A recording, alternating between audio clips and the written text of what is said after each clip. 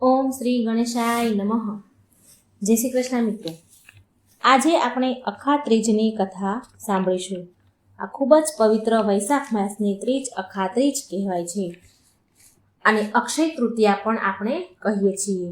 તો મિત્રો, આજે આપણે અક્ષય તૃતીયાની સરસ મજાની કથા વાર્તા, આ દિવસે શું દાન કરવું, શું ન કરવું, પૌરાણિક કથા અને આ દિવસનું મહત્વ શું છે એ બધું જ આપણે આ વિડીયોમાં સાંભળીશું. ઓમ ગંગ ગંગ ગણપતે નમઃ. ઓમ નમો ભગવતે વાસુદેવાય. શ્રી હરિ વિષ્ણુ ભગવાનની જય, લક્ષ્મીપતિની જય. મિત્રો, બધાને અક્ષય તૃતીયાના તમને નમસ્કાર. અખા ત્રીજની તમને શુભકામના.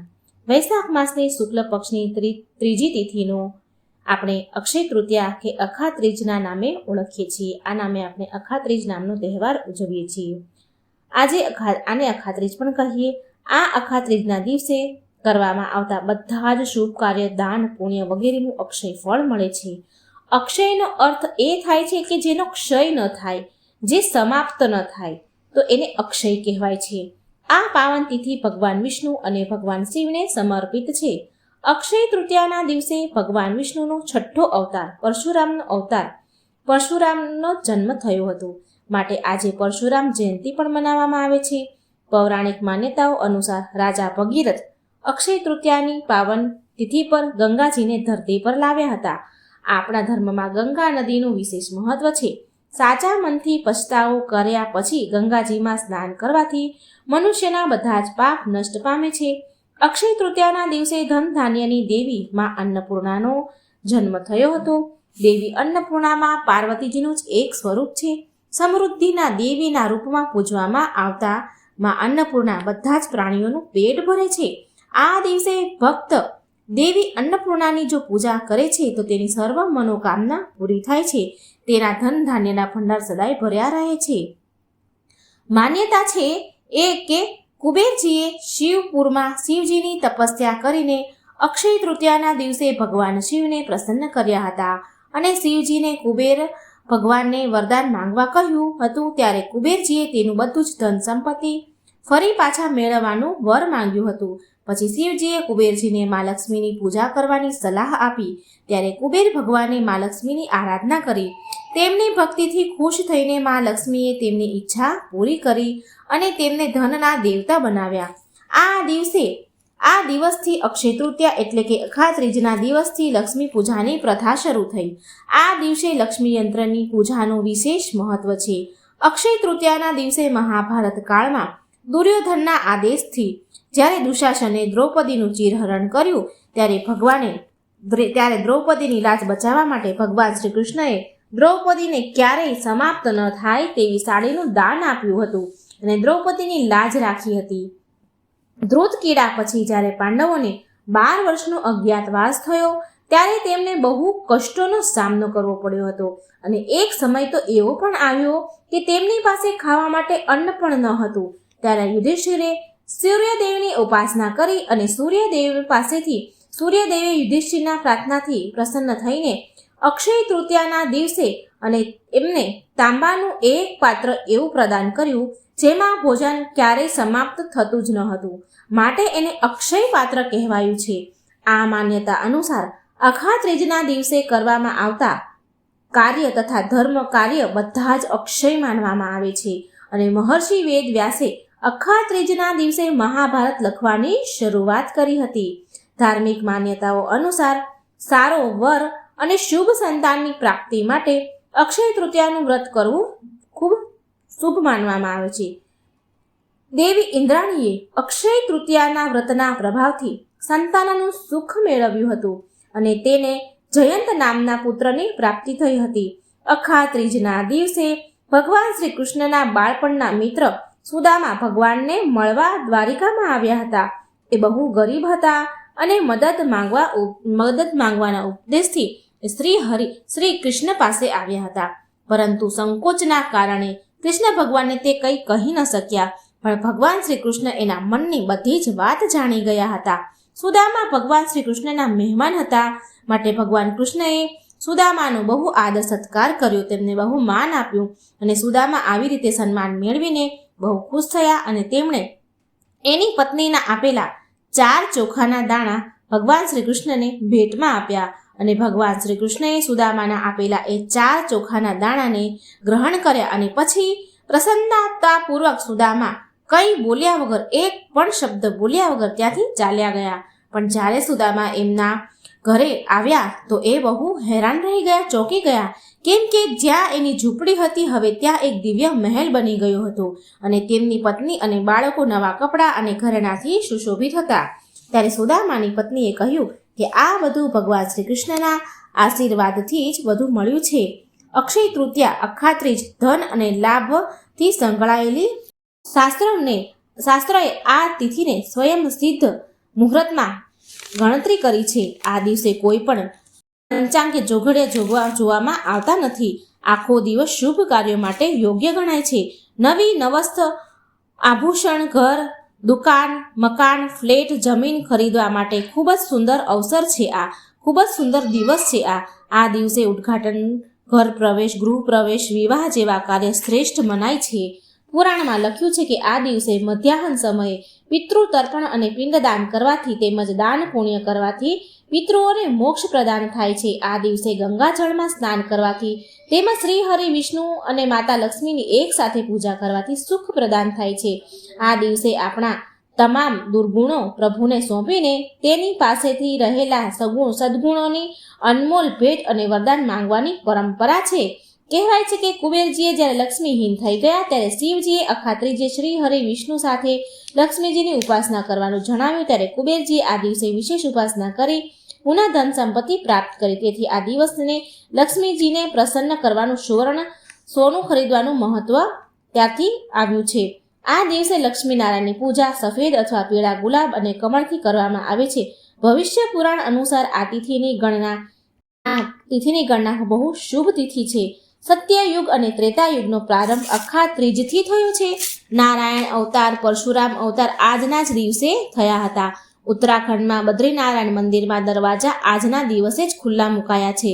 વૃંદાવનમાં માત્ર આ એક જ દિવસ બાકે બિહારીની શ્રી વિગ્રહના ચરણ દર્શન થાય છે. શ્રી હરિના દર્શન થાય છે. આ દિવસે મહાભારત યુદ્ધનો અંત થયો હતો. દ્વાપર યુગ સમાપન પણ આ જ દિવસે થયું હતું. આ અતિ પવિત્ર દિવસ હોવાથી રથયાત્રાની તૈયારીઓથી શરૂઆત પણ આજના દિવસથી જ થાય છે. આ ઉપરાંત જૈન ધર્મોમાં અક્ષય તૃતીયાનો વિશેષ મહત્વ છે. જૈન ધર્મમાં પ્રથમ તીર્થ ઋષભદેવ ભગવાનને 1 વર્ષ આકરી તપસ્યા કરી હતી. શેરડીના રસથી પારણા કર્યા હતા. આદિનાથ ભગવાનને અહિંસાનો પ્રચાર કરવા માટે પારિવારિક સુખ સંબંધી તોડીને જૈન વૈરાગ્ય અંગીકાર કર્યો હતો. ભગવાન ઋષભવેદ તપના પારણા આ દિવસે કર્યા હતા. તેથી જૈન ધર્મમાં વતીપાતના પારણા અખાત્રીજે કરાય છે. અક્ષય તૃતીયાના દિવસે પૂજા કેવી રીતે કરવી? પૂજા વિધિ આપણે જાણીએ. અખાત્રીજના દિવસે બ્રહ્મ મુહૂર્તમાં ઉઠીને ઘરની સાફ સફાઈ કરી નિત્ય રોજના કાર્યથી પરવારી શુદ્ધ જળમાં સ્નાન કરવું. પછી ઘરમાં જે તમારું પૂજા સ્થાન હોય, ઘરમાં જ્યાં પૂજા કરવાની હોય તે સ્થળને સાફ કરવું. ત્યાં ભગવાન વિષ્ણુ અને મા લક્ષ્મીની મૂર્તિની સ્થાપના કરવી. પછી અખાત્રીજના વ્રતનો સંકલ્પ કરવો અને આ મંત્રનો જાપ કરવો. મમાખિલ પાપક્ષય પૂર્વક સકલ શુભ ફળ પ્રાપ્તયે ભગવત પ્રીતિ કામનાય દેવતય પુત્રજમહમ કરીષ્યે. આ સંકલ્પ કર્યા પછી ભગવાન વિષ્ણુને પંચામૃતથી સ્નાન કરાવો અને વિધિ વિધાનથી શુદ્ધતાથી ભગવાન વિષ્ણુની પૂજા કરવી અને તેમને સુગંધિત પુષ્પ માળા પહેરાવી. પ્રસાદના રૂપમાં ઘઉં, કાકડી, ચણાની દાળ તમારી શક્તિ પ્રમાણે અર્પણ કરવા અને ફળ પણ જરૂર અર્પણ કરવા અને મનમાં ને મનમાં ભગવાન વિષ્ણુના નામના જાપ કરવા અને પૂજા કર્યા પછી તુલસી પત્ર ચડાવવા અને ભક્તિપૂર્વક ભગવાન વિષ્ણુને આરતી કરવી અને આખો દિવસ ઉપવાસ કરવો. આખા ત્રીજના દિવસે શિવજીના મંદિરમાં ગળંતી બાંધવાથી શિવજીની કૃપા પ્રાપ્ત થાય છે. ગળંતી એટલે કે છેદવાળો કાણાવાળો ઘડો. જે ઘડામાંથી શિવજીની શિવલિંગ પર પાણી પડે છે એને ગલંતી કહે છે. તેમાંથી શિવજીના શિવલિંગ પર અભિષેક થયા કરે છે અને શ્રી કૃષ્ણ અને વિષ્ણુ ભગવાનના મંદિરમાં ચંદન અર્પણ કરવાથી ભગવાન શ્રી વિષ્ણુ અને મહાલક્ષ્મીજીની કૃપા પ્રાપ્ત થાય છે. આ પ્રકારથી વિધિ વિધાનથી અખાત્રીજના દિવસે ભગવાન વિષ્ણુ અને લક્ષ્મીજીની પૂજા કરવાથી અક્ષય ફળ મળે છે. તો ચાલો મિત્રો, હવે આપણે સાંભળીએ જ આ અખા ત્રીજની અક્ષય તૃતીયાની સરસ મજાની પવિત્ર કથા. પૂર્વકાળમાં સાકલ નગરીમાં ધર્મદાન નામનો એક વૈશ્ય નિવાસ કરતો હતો.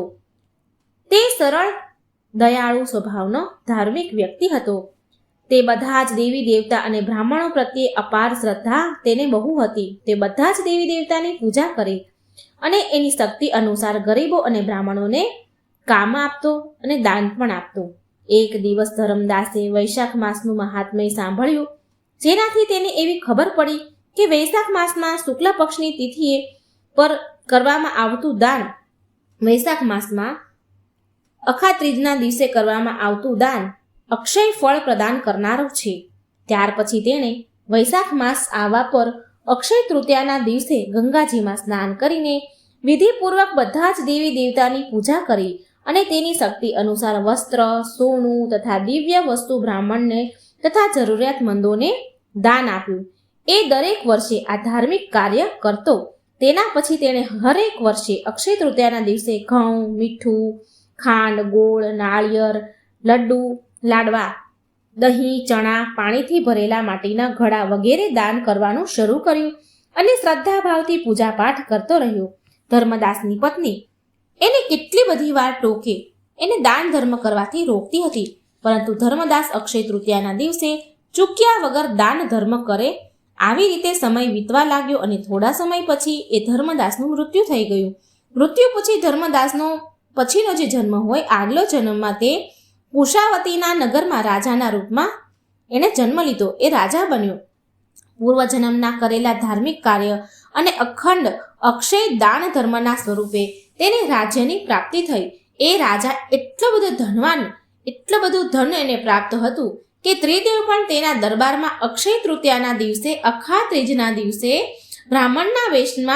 બ્રાહ્મણનો વેશ ધારણ કરીને તેના મહાયજ્ઞમાં સામેલ થતા હતા, ઉપસ્થિત થતા. એની શ્રદ્ધા અને ભક્તિ તેને એનો ઘમંડ હતો જ નહીં. એને એટલું ધન હતું, એટલી ભક્તિ, ભગવાન પ્રત્યે શ્રદ્ધા હતી, છતાં પણ એને જરા પણ ઘમંડ હતો નહીં કે પછી ક્યારેય કે ધર્મના માર્ગથી એણે મોઢું નહોતું ફેરવ્યું. ધર્મનો માર્ગ એણે ક્યારેય છોડ્યો નહોતો. તો આ હતી અક્ષય તૃતીયાની પૌરાણિક કથા. અને બીજી પૌરાણિક કથા અનુસાર આપણે બીજી એક ભગવાનની પૌરાણિક કથા સાંભળીશું. આ પ્રાચીન સમયની વાત છે, જ્યારે આ પૃથ્વી અનેક મહાન રાજાઓ અને તેજસ્વી ઋષિ મુનિઓથી સુસર્જિત હતી. ચારેય બાજુ ધર્મ અને શુભતાનો વાસ હતો, પણ છતાંય કર્મનું ચક્ર બધા માટે સમાન ક્યાં ફરે છે? તો બસ આવા સમયમાં એક બ્રાહ્મણ પરિવાર રહેતો હતો. જો કે તે અત્યંત નિર્ધન હોવાથી આ પરિવારમાં માત્ર બ્રાહ્મણ અને તેની પત્ની રહેતા હતા.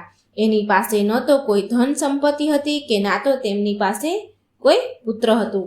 આ દંપતી સંતાનહીન હતા, પણ આ બ્રાહ્મણના જીવનમાં એક સુખ હતું. એ સુખ હતું એની પત્ની. એ બ્રાહ્મણની પત્ની અતિ વિનમ્ર, સુંદર અને પતિવ્રતા સ્ત્રી હતી. બ્રાહ્મણ ભિક્ષા માંગીને જે પણ લાવે એમાં તે સંતોષ રાખતી હતી અને તેના પતિની સેવા કરતી હતી. બ્રાહ્મણ અનેક પ્રયાસો કરે છતાં પણ તેના જીવન નિર્વાહ થાય એટલું પૂરતું ધન ભેગું કરી શકતો નહીં. આ અવસ્થામાં પણ એ બંને પતિ પત્ની પરમ ભગવાન પ્રત્યે સમર્પિત હતા. એક દિવસ બ્રાહ્મણની પત્નીએ બ્રાહ્મણને કહે છે કે હે સ્વામી, તમે આટલી બધી મહેનત કરો છો, કોશિશ કરો છો, છતાંય પણ આપણા જીવન નિર્વાહ હેતુ પૂરતું ધન ભેગું થતું નથી. આપણા ભાગ્યમાં સંતાન સુખ પણ નથી. લાગે છે કે આપણાથી કોઈ અપરાધ થઈ ગયું છે કે પછી પૂર્વજન્મનું કોઈ ફળ આ જન્મમાં ભોગવવું પડી રહ્યું છે. સ્વામી, હે સ્વામી, મેં એવું સાંભળ્યું છે કે આ સમયે મહાન ઋષિ મુનિ વશિષ્ઠ આપણા નગરમાં પધાર્યા છે. કૃપા કરી તમે એની પાસે જાઓ અને આપણી આવી દશાનું કારણ અને એનું સમાધાન પૂછો. એ જરૂર કોઈ આપણને મદદ કરશે. તેની પત્નીની વાત સાંભળી બ્રાહ્મણ તો ખુશ થયો અને આ સુઝાવ તેને ગમ્યો. અને એ જ સમયે એ બ્રાહ્મણ મહાન ઋષિ વશિષ્ઠ પાસે ગયા. ત્યાં જઈને એમણે પ્રણામ કર્યા વશિષ્ઠ મુનિને અને હાથ જોડીને ઋષિને પ્રાર્થના કરી અને કહેવા માંડ્યા કે હે ઋષિવર, તમે તો ત્રિકાળ જ્ઞાની છો. તમે ત્રણેય કાળનું જ્ઞાન જાણનારા છો. તમે પ્રત્યેક વ્યક્તિના ભૂત, ભવિષ્ય અને વર્તમાનથી પરિચિત છો. હે પ્રભુ, તમે મારી આ અવસ્થાનું, આ દશાનું કારણ કહો. કયા કારણથી મારી નિર્ધનતા અને નિસંતાનપણું મને પ્રાપ્ત થયું છે અને કયા ઉપાયથી મને આમાંથી મુક્તિ મળશે? કયા કારણથી, કયા ઉપાયથી આમાંથી મુક્ત હું થઈ શકું? કૃપા કરી મારું માર્ગદર્શન કરો. ઋષિવર બ્રાહ્મણની વાત સાંભળીને ઋષિ વશિષ્ઠીએ કહ્યું, હે પુત્ર, પૂર્વજન્મમાં તું અત્યંત ધનવાન હતો અને તારા અનેક પુત્ર પણ હતા, પણ એ સમયે તું અત્યંત ક્રૂર હતો, નિર્દય હતો, ત્યાં સુધી કે તારા સંતાનો માટે તો ધન ખર્ચ કરતો નહીં. તારી ધન અને સંપત્તિના પ્રત્યે તારી લાલચ, આસક્તિ તને તારા સંતાન પ્રત્યે ગેરજવાબદારી, લાપરવાહીના કારણે તને આ જન્મમાં નિર્ધનતા અને સંતાનહીન થવાનો અભિશાપ મળ્યો છે. એ સમયે કોઈ કારણવશ તે વૈશાખ માસના અંતિમ 5 દિવસ તે વ્રતનું પાલન કર્યું હતું, માટે તને બ્રાહ્મણનું શરીર અને સારી પત્ની મળી છે. જો તું આ જન્મમાં પણ વૈશાખ માસમાં 7 દિવસ ભગવાન શ્રી કૃષ્ણની ભક્તિનું પાલન કરીશ તો આ અભિશાપથી જરૂર તને મુક્તિ મળશે. અને વૈશાખ માસના શુક્લ પક્ષમાં અક્ષય તૃતીયા અખાત્રીજના દિવસે પરમ ભગવાન શ્રી કૃષ્ણની પૂજા અર્ચના કર. બ્રાહ્મણે વશિષ્ઠ મુનિના વાતનું પાલન કર્યું, પૂરી રીતે અક્ષર પાલન કર્યું અને ફળ સ્વરૂપે બ્રાહ્મણ, તેની પત્ની બંને સુખી થયા. બંને નિર્ધન અને સંતાનહીનની અવસ્થાથી મુક્ત થયા. તે ધનવાન બન્યા અને એને પુત્ર પ્રાપ્ત થઈ. આ કથાનું મહાત્મય સંભળાવતા કહેવામાં આવ્યું છે કે જો આપણે આ પ્રકારથી પૌરાણિક કથાને સાંભળીએ, માનીએ છીએ કે આપણે પોતાની પરમ ભગવાન ગુરુ અને વિષ્ણુની સેવામાં સંલગ્ન થઈએ છીએ. ભગવાન વિષ્ણુની સેવા ભગવાન આપણી આ સ્વીકારે છે. આ વ્રત કથા સાંભળવાનું પુણ્ય આપે છે. ખૂબ મહત્વ છે કથાઓ, વાર્તાઓ સાંભળવાનું, આખા ત્રીજની કથા વાર્તા મહાત્મય સાંભળવાનું.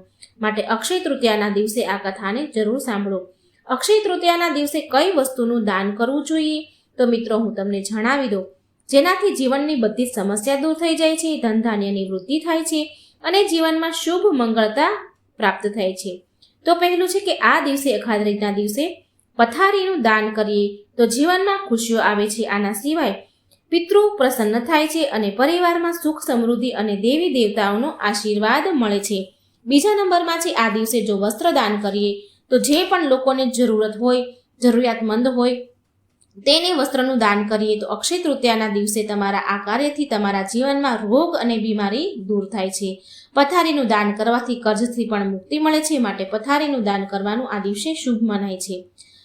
ત્રીજું છે કે આ દિવસે, અખાત્રીજના દિવસે ચંદન પણ દાન કરી શકાય છે. જો તમે પોતાને દુર્ઘટનાથી બચાવવા માંગો છો તો ચંદનનું દાન અક્ષય તૃતીયાના દિવસે કરવું જોઈએ. ચંદનનું દાન કરવાથી જીવનમાં કઠિન પરિસ્થિતિ પેદા નથી થતી, બગડેલા કાર્ય પણ સુધરી જાય છે અને કોઈ પણ કામમાં રૂકાવટ નથી આવતી.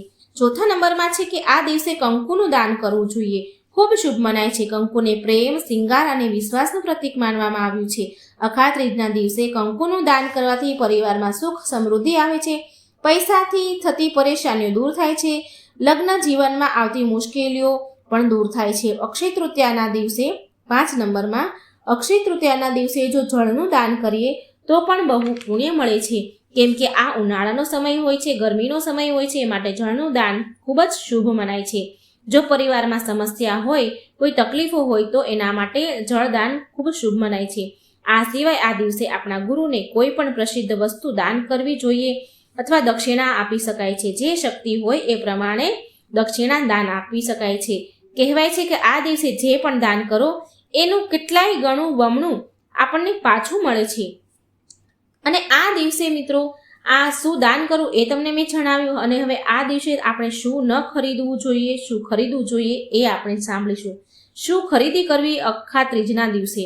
તો ધાર્મિક માન્યતા અનુસાર સોના, ચાંદી ખરીદવું શુભ માનવામાં આવે છે. કહેવાય છે કે આ દિવસે સોનું ખરીદવાથી ધન લાભ થાય છે, સુખ સમૃદ્ધિ આવે છે. આના સિવાય એ પણ માન્યતા છે કે અક્ષય તૃતીયાના દિવસે સોનું ખરીદવાથી ઘરમાં ધનની કમી ક્યારેય નથી થતી અને વૈભવમાં વૃદ્ધિ થાય છે.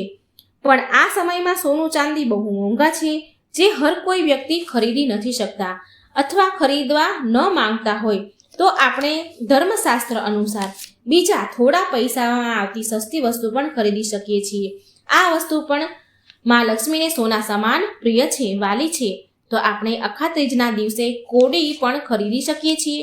કોડી ખરીદીને મા લક્ષ્મીના ચરણોમાં અર્પણ કરવી અને પછી મા લક્ષ્મીની પૂજા કરવી. પછી બીજા દિવસે કોડીને લાલ કપડામાં લપેટીને તિજોરીમાં જ્યાં ધન મૂકતા હોય ત્યાં મૂકી દેવી, જેથી ધનમાં વૃદ્ધિ થાય છે.